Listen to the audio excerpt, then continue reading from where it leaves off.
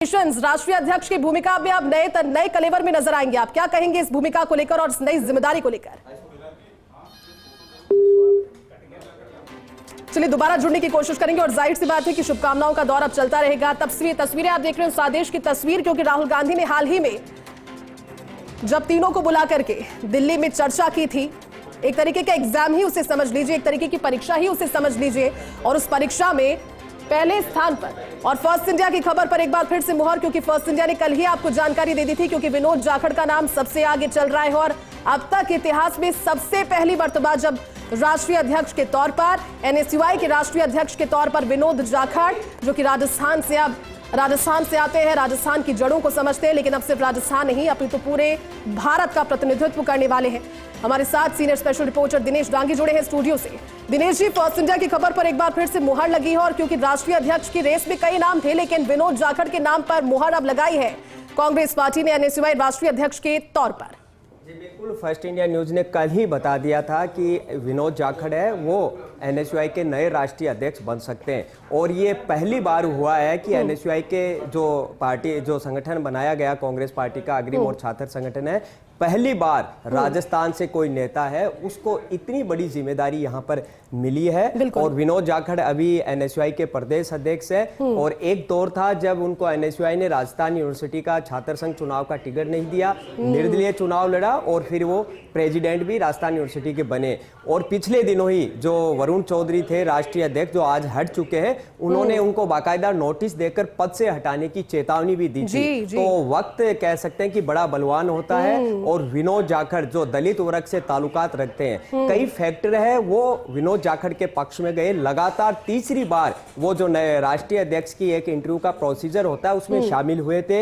इसके अलावा वो दलित वर्ग से आते हैं, और पिछले दिनों राजस्थान यूनिवर्सिटी में एक आरएसएस का कार्यक्रम हुआ था, तब उनको गिरफ्तार किया था और जेल के अंदर भेजा गया था। वो सबसे बड़ा मास्टर स्ट्रोक साबित हुआ कि क्योंकि जिस तरह राहुल गांधी आइडियोलॉजी और विचारधारा से मजबूत नेताओं को आगे बढ़ाते हैं, तो वो बड़ा कह सकते हैं कि फैक्टर काम आया कि वो जेल गए और संघ के जो कार्यक्रम है उसका उन्होंने शिक्षा के मंदिर में विरोध किया था।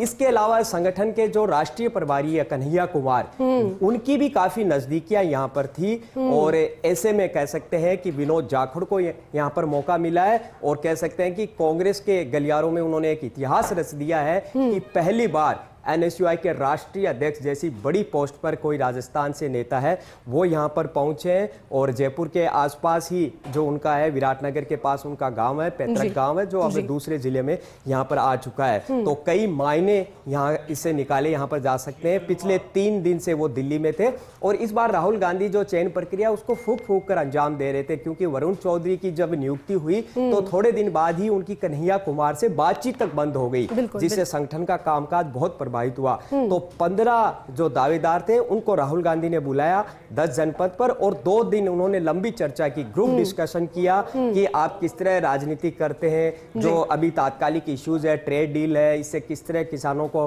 प्रभावित होंगे, इस तरह के सवाल जवाब किए। उनकी हर तरीके से जो स्किल्स है उन्होंने वो परखी, साथ ही आइडियोलॉजी और विचारधारा से किस तरह वो कमिटमेंट है, आगे किस तरह इसको लेकर चलेंगे, इस तरह सवाल जवाब किया। और फिर बंद कमरे में एक एक को बुलाकर कि आप अगर आपकी जगह किसी दूसरे को बनाया जाए तो आपकी चॉइस क्या है, बाकायदा उन्होंने भी यहाँ पर पूछा। और इस बार राहुल गांधी का एक पूरी मंशा थी कि सिलेक्शन ऐसा कहीं नहीं हो जल्दबाजी में, इसलिए उन्होंने 3 घंटे आखिरी जो है इनके बीच ग्रुप डिस्कशन यहाँ पर किया।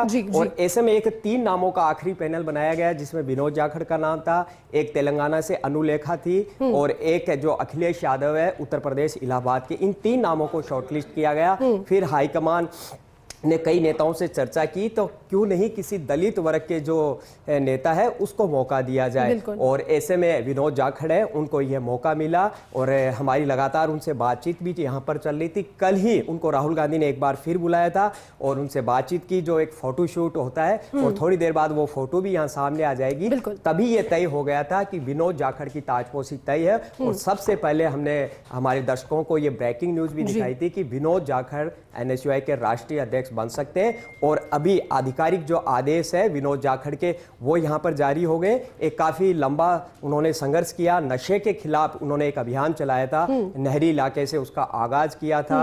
और अभी जगतपुरा में भी एक इंस्टीट्यूट में उन्होंने ड्रग्स के खिलाफ माफ कीजिएगा दिनेश जी, कहीं ना कहीं जो कारण रहा है, और अगर हम बात करें क्योंकि पहली मर्तबा ऐसा हुआ है और जिस परीक्षा का हम जिक्र कर रहे हैं, बाकायदा एक परीक्षा राहुल गांधी ने ली, तीनों के साथ ग्रुप डिस्कशन किया, और जो वाकपटुता है, जो दूरदर्शिता है पार्टी को लेकर, भले हम एनएसयूआई की बात करें या फिर यूथ कांग्रेस की बात करें, दोनों अग्रिम मोर्चे हैं, लेकिन विगत कुछ दिनों से डगमगाई हुई से नजर आ रही थी एनएसयूआई भी और यूथ मोर्चा भी।